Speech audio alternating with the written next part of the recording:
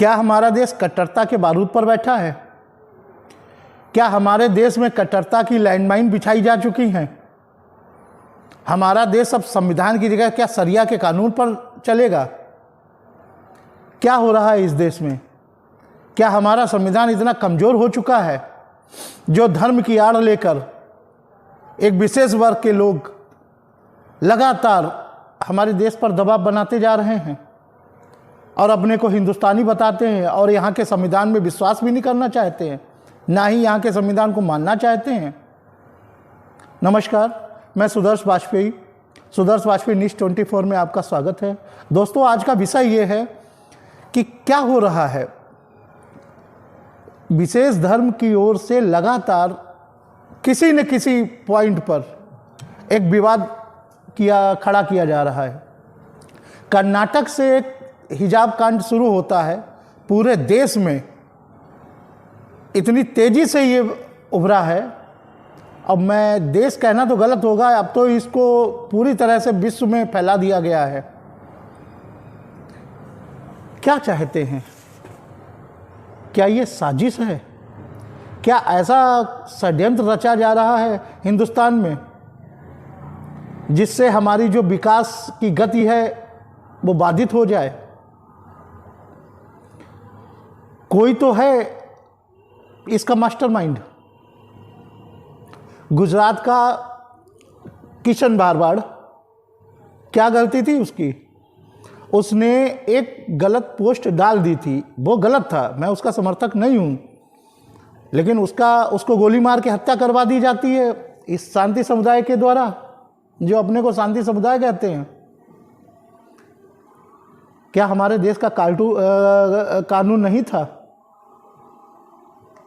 ये लोग फैसला करेंगे। अब केवल एक यही तो उदाहरण नहीं है। रूपेश पांडे, झारखंड, क्या हुआ उसके साथ में? सरस्वती पूजा में ही तो गया था, उसने कौन सी गलत पोस्ट डाल दी थी?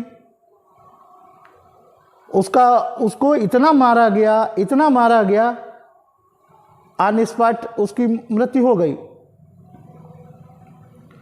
कुछ साल पहले कमलेश तिवारी, उसके साथ क्या किया गया? लावण्या एक लड़की थी जिसको धर्म बदलने पर, धर्मांतरण के लिए इतना दबाव बना दिया गया कि उसने आत्महत्या कर ली। जो हमारे देश में ये राजनीतिक दल हैं, उनको केवल एक ही पक्ष दिखाई पड़ता है। जो हमारे ये बच्चे मारे गए हैं, आशीष भारवाड़, रूपेश पांडे, लावण्या, या कुछ टाइम पहले कमलेश तिवारी, इस पर तो पूरे देश में कहीं कोई आंदोलन नहीं हुआ। इस पर तो किसी भी चैनल पर मुझे कोई डिबेट नहीं नजर आई। केवल एक ही पक्ष को लेके हमारे देश में ऐसी पार्टियां बन चुकी हैं। एक ही पक्ष को परेशानी हर चीज में हो रही है। स्कूल तो सभी धर्म के बच्चे जाते हैं, आज तक किसी ने ऐसी कोई शर्त नहीं मनवाई अपनी। मौलिक अधिकार का मतलब क्या है? मौलिक अधिकार का आप गलत फायदा उठाएंगे। हर संस्था का एक ड्रेस कोड है, चाहे वो शैक्षिक संस्थाएं हों और चाहे ऐसी डिफेंस सर्विसेज हों जहां पर ड्रेस कोड चलता है, वहां पर धर्म नहीं चलता। वहां उन संस्थाओं के अपने ड्रेस कोड है और ज़्यादातर शैक्षणिक संस्थाओं के ड्रेस कोड हैं और हमको उन ड्रेस को हमारे बच्चों को, या तक कि हम लोगों ने छोटे पर पहना है। अब आप अपने धर्म के आधार पर हर शैक्षिक संस्था में आप अपना ही शर्त मनवाएंगे क्या? हर जगह आप अपने धर्म को आगे कर देते हो, हर जगह आप अपने धर्म को इतना ही आप सुरमा बन रहे हो। तो जिन देशों में बुर्का पर बैन लगा दिया गया, आप वहां क्यों नहीं लड़ते हैं जाके? चीन में आपके साथियों के साथ में क्या हो रहा है, आप वहां क्यों नहीं लड़ते जाके? क्या हिंदुस्तान में धर्मनिरपेक्ष, हमारा जो देश धर्मनिरपेक्ष है, सेकुलर है, ये होना गलत है? कहीं आप उसका ही फायदा उठा रहे हैं क्या?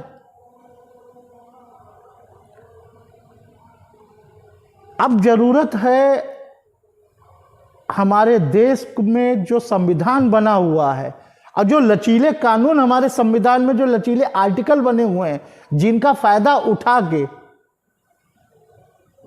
ये जो वारदातें करवाई जाती हैं, ये जो घटनाक्रम पूर्व नियोजित किए जाते हैं,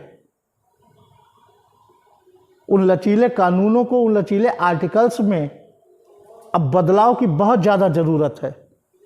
क्योंकि अगर अब बदलाव नहीं हुआ तो देश की स्थिति बहुत ही भयावह होती जाएगी।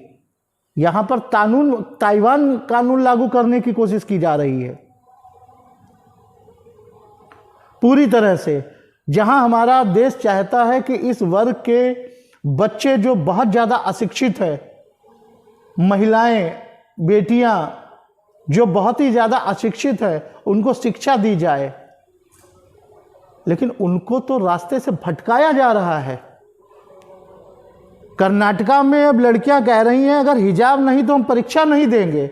मतलब हिजाब उनके कैरियर, उनके भविष्य से ज़्यादा कीमती हो गया है। किसी भी हमारे देश के कानून ने हिजाब या बुर्का पर कोई बैन तो नहीं लगाया था ना। सिर्फ यही कहा गया था जब आप स्कूल में आएंगे तो आपको वहाँ के ड्रेस कोड को मानना है। स्कूल के बाहर आप अपना जो आप पहनते हैं वो पहनिए, शौक है, आप फ्री है, आपको अधिकार है। लेकिन जब आप स्कूल परिसर के अंदर आएंगे और अपनी क्लास में जाएंगे, बस इतना ही तो बोला गया ड्रेस कोड के लिए। उसके अगेंस्ट में क्या क्या एग्जाम्पल्स आ रहे हैं कि हिजाब नहीं तो हिंदू महिलाएं बिंदी नहीं लगाएंगी, चूड़ियां नहीं पहनेंगी, ये भी तो एक धार्मिकता की पहचान है, ये भी एक धर्म की आइडेंटिटी है।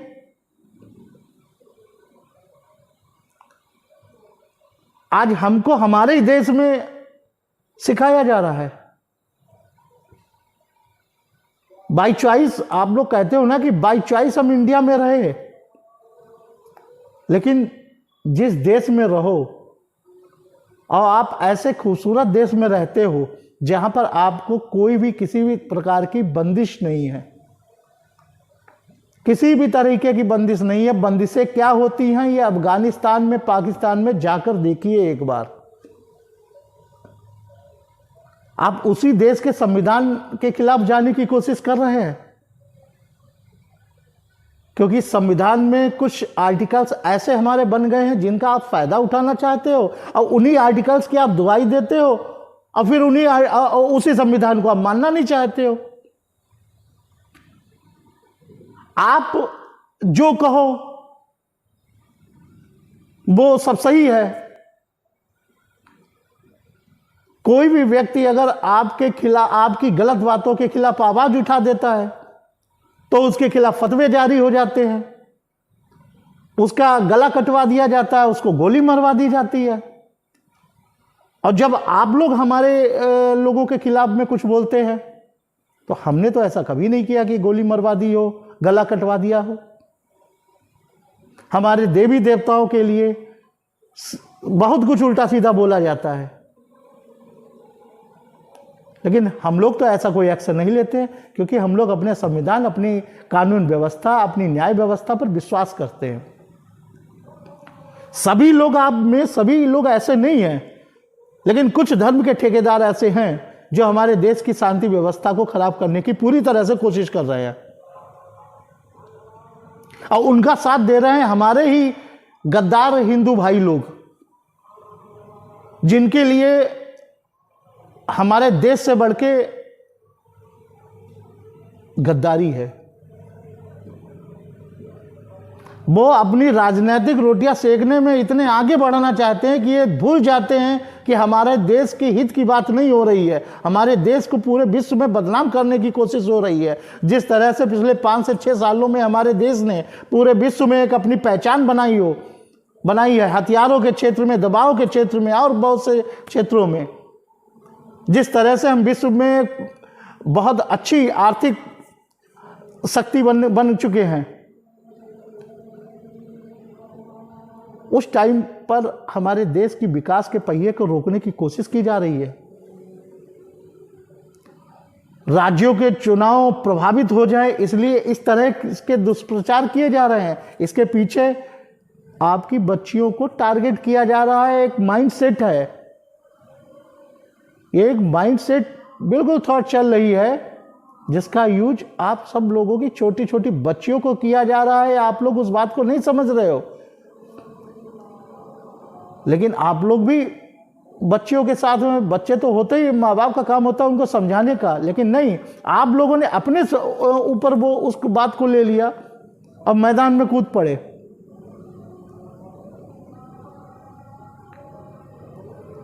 मैं तो ये मेरी व्यक्तिगत सोच है। अब मैं तो भारत सरकार से अनुरोध भी करूंगा कि अब जरूरत है संविधान के उन लचीले कानूनों को बदलने की। उन आर्टिकल्स जिसकी कमजोरी का फायदा उठा के अभिव्यक्ति की आजादी के नाम पे, मौलिक अधिकारों के नाम पर, ये जो देश में बहुत गलत तरीके से मैसेज पास आउट किए जा रहे हैं, इसका प्रभाव हमारे देश पर पड़ रहा है।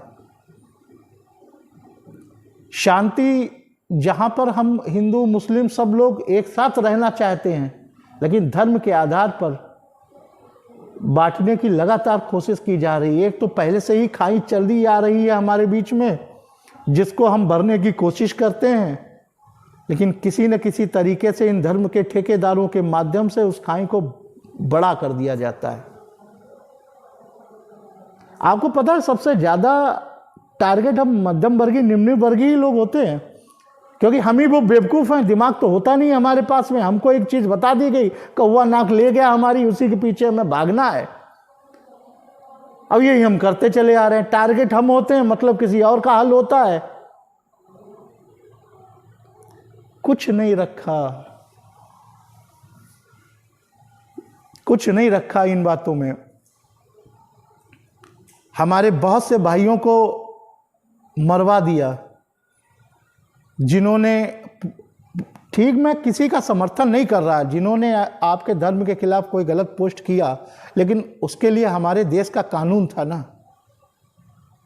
आपने अपने आप में ही कानून बन गए। आपको यकीन नहीं है हमारे देश के संविधान और कानून पे? बहुत कष्ट होता है। आज ये छोटी छोटी बच्चियां रोड पर निकल रही हैं, उनका ये कहना है कि हिजाब नहीं तो एजुकेशन नहीं। अरे एजुकेशन तो वैसा भी नहीं है आपके पास में। एजुकेशन देने की कोशिश सरकार कर रही है, लेकिन अपनी रूढ़िवादी और कट्टरपंथता से जब आप बाहर निकल पाएंगे तभी कुछ कर पाएंगे। साथियों, आप लोग कमेंट जरूर करिएगा, क्या वाकई अब हमारे देश को संविधान में कुछ तब्दीली करने की आवश्यकता है कि नहीं? जो हमारे कमजोर आर्टिकल हैं, जो लचीले आर्टिकल हैं, जिनकी दुहाई दे के ये लोग बार बार प्रोटेक्ट करते हैं, रोडों पर निकलते हैं, हर जगह शाहीन बाग बनाने की तैयारी की जाती है, क्या वाकई में हमारे देश में अब संविधान में बदलाव की ज़रूरत है? आप लोग अपनी राय व कमेंट जरूर करिएगा। नमस्कार।